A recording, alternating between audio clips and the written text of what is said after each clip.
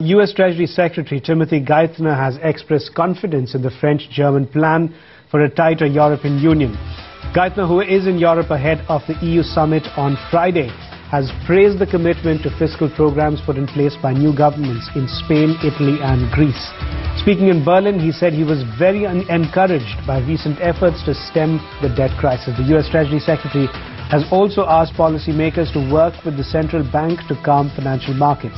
Geithner will hold talks with French President Nicolas Sarkozy in Paris today and meet Italian Prime Minister Mario Monti on Thursday. He, however, will not be attending the EU summit on Friday and instead will return to Washington.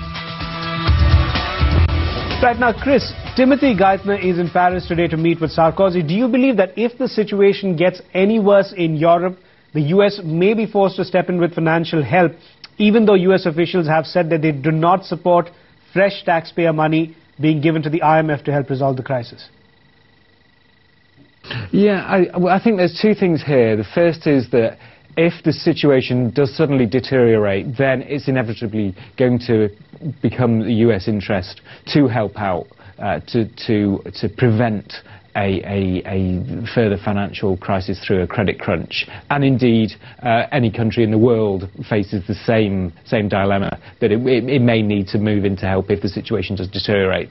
But also I think where the US might be looking to help, and in the same way China as well, is to start looking at where the growth policies will come from and support in that perspective. So not in so much as if you might think of a bailout, but more the financial backing of longer-term development and structural policies to put in place in those countries, some sort of Marshall Plan or something. But that would gain more political support and more traction, and that may be something that could cheer the markets as well if it appears. And lastly, Chris, as far as the equity markets go, what should we expect? The equity markets, really, if there is no resolution, obviously is going to have a negative impact on equity markets through the immediate more negative outlook for companies, and of course the longer term earnings outlook, because it's going to be a tough environment for companies to operate in, with demand in Western Europe really coming under pressure as uncertainty continues to negatively affect consumers and households throughout the rest of the year. But on the other hand, if there's a credible plan put forward, the markets will be cheered by that. There will be a brighter outlook. We may even start to look at some of these economic forecasts from people like the OECD and think, well, they're looking a bit negative now.